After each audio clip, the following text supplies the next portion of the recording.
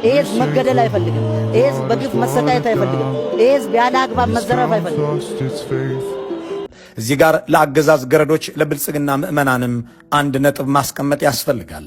ቴዲ አፍሮ አገር ሞቷል የሚለን የት እየኖረ ነው? አንድ አርቲስት አክቲቪስት መሆን ካማረው የአርቲስትነት ካባና ክብር እየወደቀ መሆኑን ማወቅ አለበት። አብይ ለማለው ነው አማጺ አዲስ አበባ ቢገባ ኦሮሚያ በላይ የሆነ ቦታ ፈልጎ መሽቆ ኦሮሚያ ይገነጥላል። አብይ ቴዲም ከአብይ ጋር የኢጎ ችግር ይመጣል። የታሰረ ውሻ አለ። ይሄ የታሰረ ውሻ መኪና ሲያልፍ ሲያገድም ይጮሃል።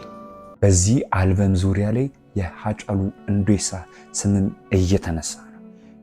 ህዝብማ መስኪን እኮ ነው። ምንም ፍራሽ በለው መሪዎቹ ነው መተኛት ያቃታቸው እንጂ ይህ አልበም ከሙዚቃ አልፎ አሁን ብሔርተኝነት ላይ ፖለቲካ ላይ ብዙ ግርታዎችን እየፈጠረ ነው። ለማዋረድ ሲለፈልፍ የሚውላለ አንድ ቀን ጠይቄ አላውቅም። መብት ግን አለኝ። ማንም ሰው እኔን በግል መስደብ አይችልም። የአብይ ቆዳ ይህንን ያህል ስስ ነው። እሳቸው በሚመሩት መንግስትና በያዙት ስልጣን ሰውን መግደል ይችላሉ። መንግስትም ይህን አውቆ ይመስለኛል ኢትዮሪካ አልበም ለሚዲያ መግለጫ እንዳይሰጥ ያደረገው። አሁን አክተን ተፋጅተን እንዳፈርነው ሁሉ የትግራይና የአማራም ወደ ኖርማል መመለሱ አይቀርም። ይመለሳል። ላይ ከፖለቲካም አልፎ ብሔር ለብሔር እያጋጨ ለቴዲ አፍሮ ሙዚቃ ምላሽ ይመስል ዘንድ ኦሮምኛ ሙዚቃ ቅኔ ያዘሉ ሙዚቃዎች እየተለቀቁ ይገኛል። አብይ አህመድ ተቀጣሪና ባለጊዜ ሙዚቀኞቹ ለቴዲ አፍሮ ሙዚቃ ምላሽ በሚል መግለጫ የመሰለ ዘፈን እንዲያወጡ አደረጉ። ይህ ነገር ወዴት እያመራ ነው? ሰላም ሰላም፣ ውድ የሃናኒ ቲቪ ተመልካቾች እንደምን ሰነበታችሁ? እንደምን ዋላችሁ? ውድ ቤተሰቦቻችን ጠዋት ለናንተ በአዲስ መረጃ መተናል። ውድ ቤተሰቦቻችን በኢትዮሪካ አልበም ዙሪያ ነው ይህን ሳምንት ይህን ሰሞኑንም የተለያዩ አንግሎች ላይ ለናንተ መረጃዎችን የምናደርሰው። ውድ ቤተሰቦቻችን እንደምናውቀው በኢትዮሪካ አልበም ዙሪያ ላይ ብዙ ፖለቲከኞች ስሜታቸውን ቴዲ አፍሮ በ5 ደቂቃ ባልሞላ ቪዲዮ ላይ መግለጹ ብዙ ሰምተናል። አሁን ኢትዮሪካ አልበም ከሙዚቃም አልፎ ከኢትዮጵያዊነትም አልፎ አሁን ብሔር ለብሔር ላይ መግባቱን በብዙ አንግሎች ሰምተናል። አክተን ተፋጅተን እንዳፈርነው ሁሉ የትግራይና የአማራም ወደ ኖርማል መመለሱ አይቀርም። ይመለሳል እንጂ ወንድሜ ዘመነ ካሴን ጠይቀው፣ ተመልሷል አልተመለሰም ጠይቀው፣ ተፈረማመን ጠይቀው፣ ዝናቡን ጠይቀው፣ ሄኖክን ጠይቀው፣ መሪ ወዳጆን ጠይቀው፣ ሁሉም አዲስ አበባ ያሉትም ምናምን ጠይቃቸው። አሁን የመልስ ምት ይመስል የኢትዮሪካ አልበምን ቀኔ በቀኔ የሚጥሉ ሙዚቃዎች እየተለቀቁ ነው። እንደሰማነውም የኦሮምኛ ሙዚቃ ተነስቷል። ብዙ ሰው ህዝብማ መስኪን እኮ ነው። ምንም ፍራሽ በለው መሪዎቹ ነው መተኛት ያቃታቸው እንጂ ሲጠግቡ ማለት ነው። ይሄን ህዝብ ምን ትለዋለህ አንተ? የዚህ ሀገር ዜጋ ኢትዮጵያዊ አይደለ?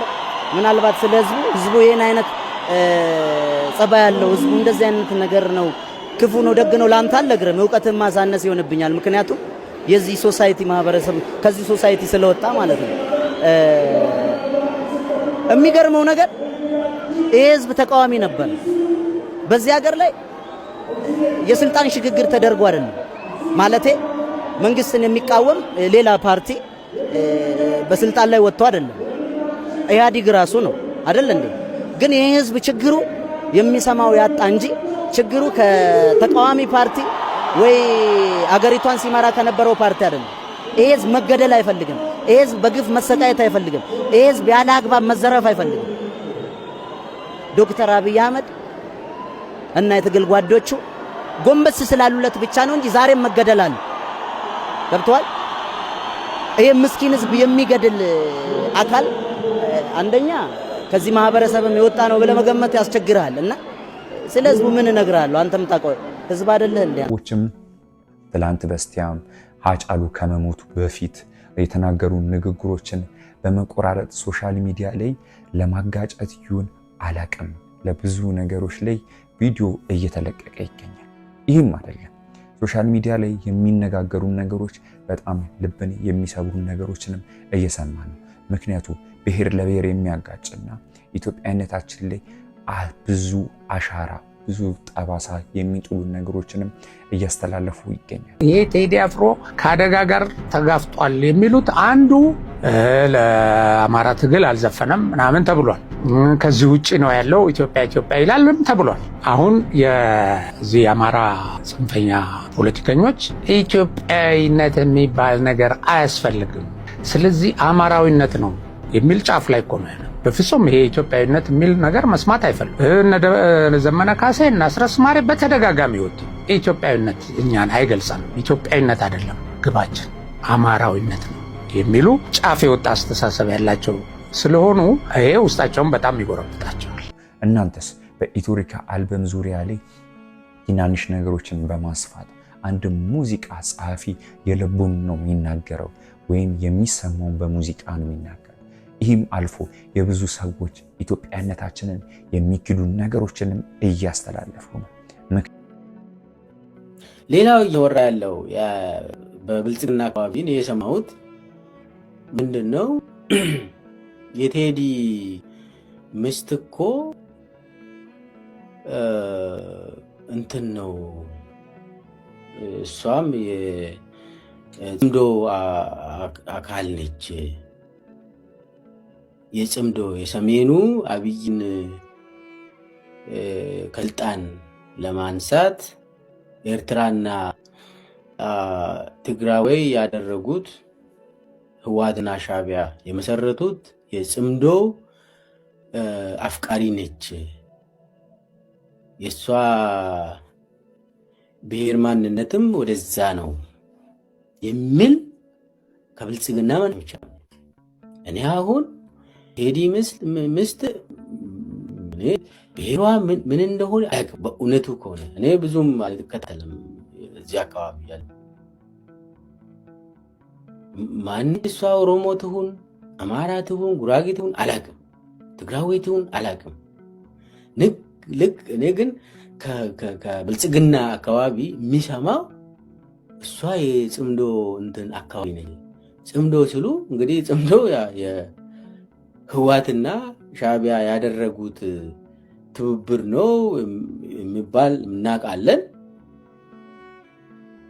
የቴዲ ሚስት እንደዛ እንዴት ነው እንደዛ የምትለው? ወይ ኤርትራ ውስጥ አይደለችም እሷ፣ ወይ ትግራይ ውስጥ ከህወሓት ጋር እየመራች አይደለችም። እሷ የአዲስ አበባ ልጅ እንደሆነች አውቃለሁ። ብሔሯ እኔ እንትኑ ሰምቼም አላውቅም። የአብይ ካልኩሌሽን በጣም ስር የሰደደ ነው። አጥንቶ ምን እንደሚያወራ አታውቅም። የቴዲ ሚስት እኔ ፊልም ምናምን የምትሰራ እዛ አይነት አንዳንዴ እንትን ትሰማለህ። ከዛ ውጭ ግን እኔ በእውነቱ ከሆነ ብሔሯ ምን እንደሆነ አላውቅም። ብሔሯም ደግሞ ወንጀለኝነት ውስጥ አያስገባም። የፈለገ ብሔር ብትከተል ወይ ብትሆን ለምንድን ነው ወንጀለኛ የምትሆነው? ለምንድን ነው ወደ ጽምዶ የሚወስዱት? እኔ አልገባኝም። ይሄም እሱም እና የቴዲን ሚስት ማንነቷ የብሔር የዘር ምናምን ቆጠራ ውስጥ እንደዚህ ገብቶ መመደብ በጣም አደገኛ ነው። ስለዚህ አጠቃላይ አብይ ታዋቂ ሰዎችን ወይ መያዝ ይሞክራል፣ ከተሳካለት ይይዛል፣ የራሱ ደጋፊ ያደርጋል፣ ካልሆነ ደግሞ ያጠፋል።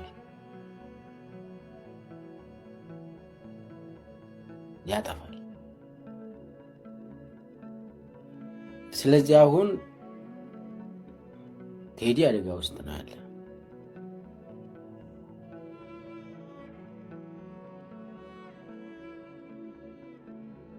ምክንያቱም አንድ ሙዚቃ ስሜትን የምንገልጽበትና ሀሳባችንን የምናረማምድበት ነው እንጂ ብሔር ለብሔርን የምናጋጭበት አይደለም። ወይም የፖለቲካ ሹኩቻዎችን የምናከናውንበት ሳይሆን ኢትዮጵያዊነታችንን አንድ የምናደርግበት ነው።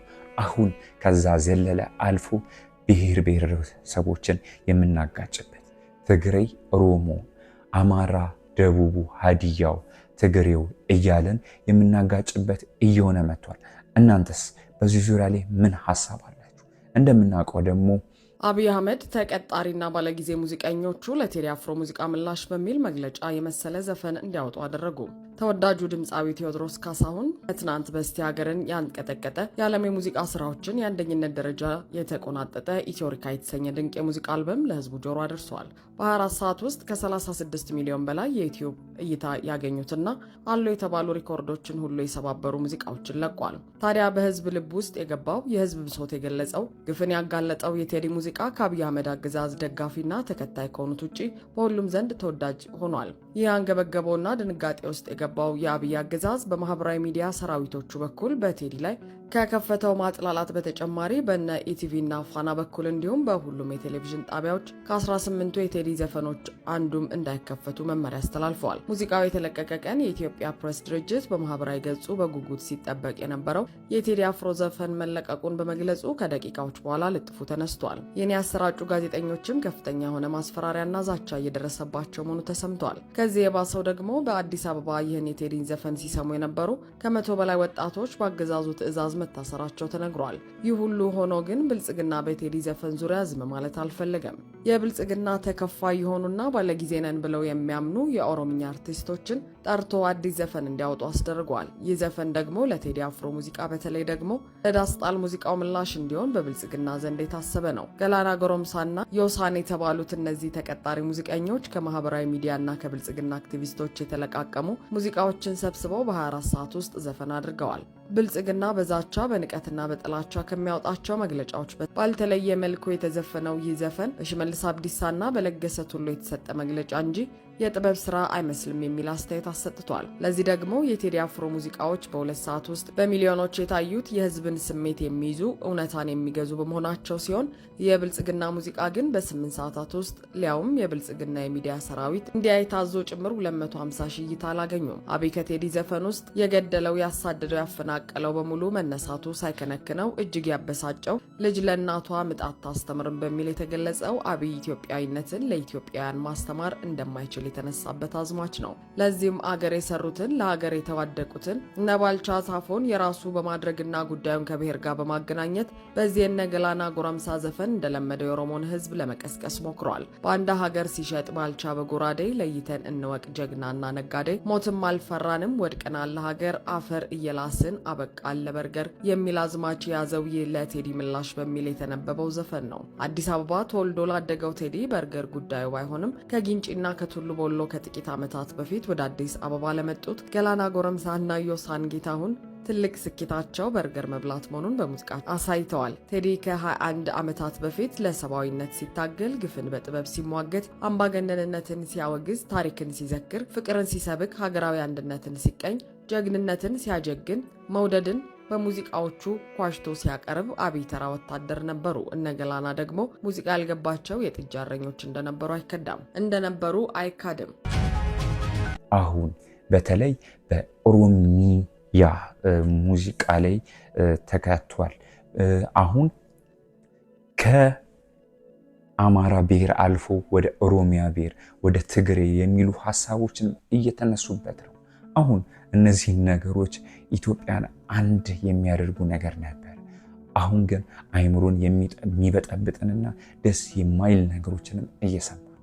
እናንተስ በዚህ ዙሪያ ላይ ምን አይነት ነገሮችን እየሰማችሁ ነው? አሁን አብይ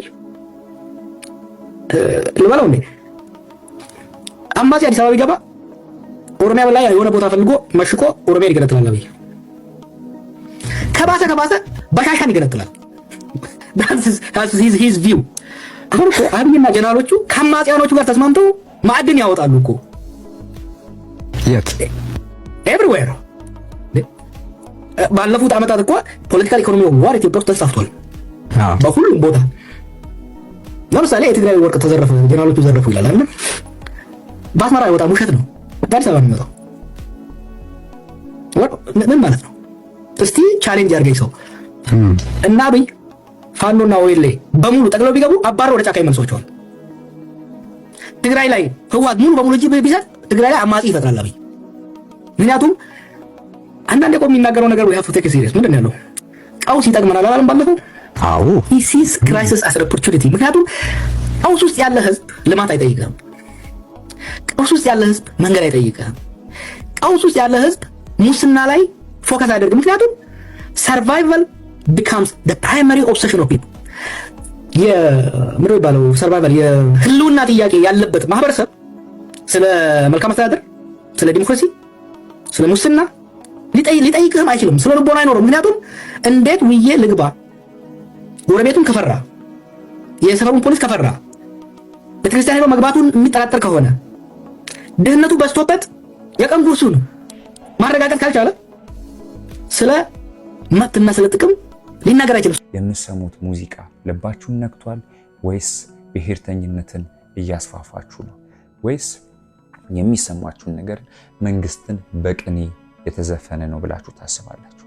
በብዙ አንግል አሁን ይህ ሙዚቃ ብዙ ኢትዮጵያውያንን እየበጠበጠን ለብዙ አክቲቪስቶች ደግሞ መናቸው እየሆነ ነው። ውድ ቤተሰቦቻችን አሁንም እኛ የሚበጀን አንድ በመሆን የተለያዩ ነገሮችን በመተባበርና ኢትዮጵያነታችንን በማስፋት የተለያዩ ነገሮችን በማድረግ ነው የሚያምርበት። ግን እንዲህ አይነት ነገሮች ሲያባሉን፣ ተራ ሙዚቃ እኛን ሲያባላን ከብዙ አንግል ደስ የማይል ነገር ይፈጠራል ብዬ አምናለሁ። ውድ ቤተሰቦቻችን እስካሁን ስለተከታተላችሁን እጅግ አድርገን እናመሰግናለን። ሁሌም እንደምንላችሁ ኢትዮጵያን ሰላም ያደርግልን። አዳዲስ መረጃ ካለ ለእናንተ በቶሎ የምናሳያችሁ ይሆናል። መልካም ጊዜ፣ መልካም ቆይታ።